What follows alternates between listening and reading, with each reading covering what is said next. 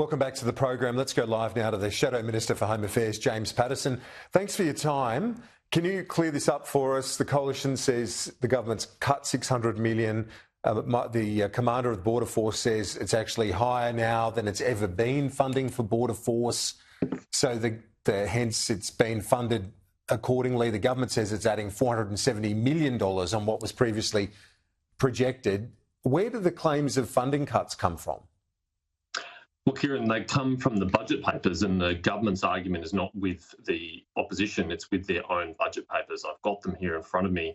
The actual spend for the 2022-23 financial year was $1.225 billion. Planned spend for the 23-24 financial year, that's this financial year, was $1.197 billion. So that's a cut of about $28 million. Next financial year, though, it's even greater, $1.026 billion. The year after, $1.033 billion. The year after, $1.043 billion. So cumulatively, if you add that up over the next 4 years, Kieran, that's a cut of $600 million. It's in the government's own budget papers. Jim Chalmers handed this down 10 months ago. So, yeah, indeed. Okay, so Michael Outram, the Commissioner of the Border Force, comes out and says that their funding is the highest it's ever been, that they're getting hundreds of millions additional funding to do patrol and onshore efforts as well. He seems quite relaxed with where they're heading.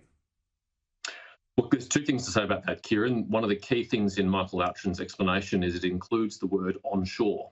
And that's a clue because, of course, the government had to tip tens of millions of dollars of extra funding into the ABF because of their release of 149 violent non-citizen criminals onto the streets. So it doesn't help us protect our borders. That's extra money for the ABF to do things like put ankle bracelets on people and monitor them here in Australia. It doesn't help us do any extra offshore patrols.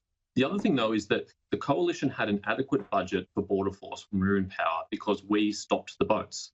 But the boats have resumed on Labor's watch. We know of at least a dozen, possibly 13 boats that have arrived in the last 2 years on Labor's watch. That's more than 300 people.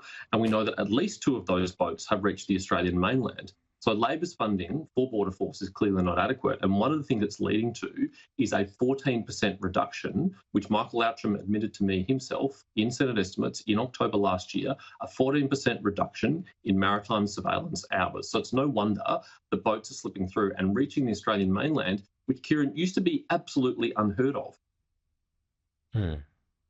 Yeah, indeed. So with that breach, with that boat arriving and reaching the Australian mainland just days before we get this surface fleet review on our future defence, what does that say about the vulnerability of our efforts and ability to defend ourselves in the event of such a situation arising?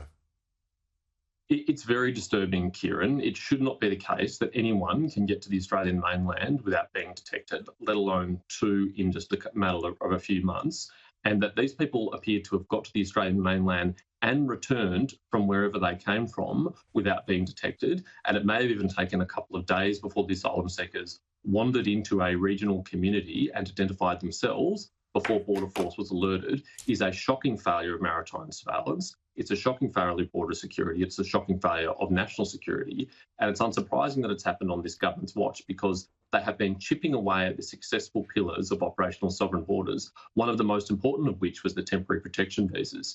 Now, the Prime Minister said this week that that's irrelevant because it's a historical matter. Actually, it's very important.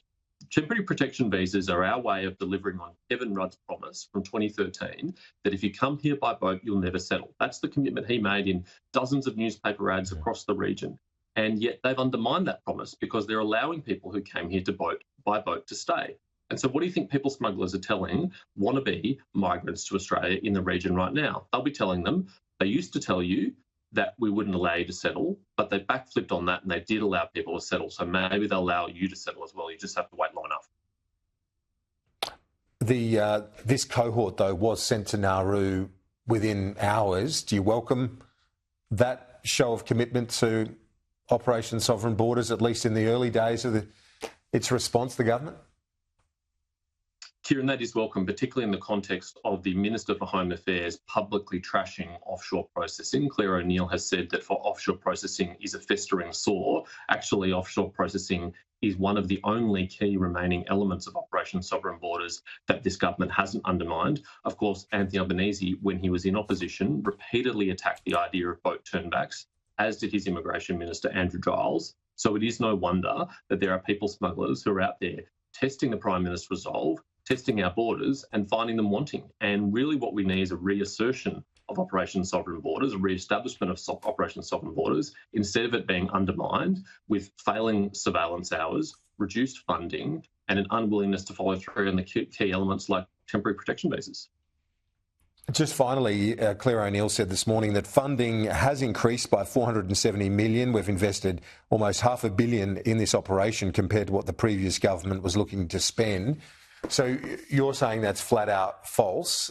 If there are more dollars, surely it goes into maritime surveillance. That's your argument, isn't it? Well, Kieran, on the front page of The Australian this morning, the Minister said that she's going to bring forward in the next budget in May a new package to support maritime surveillance.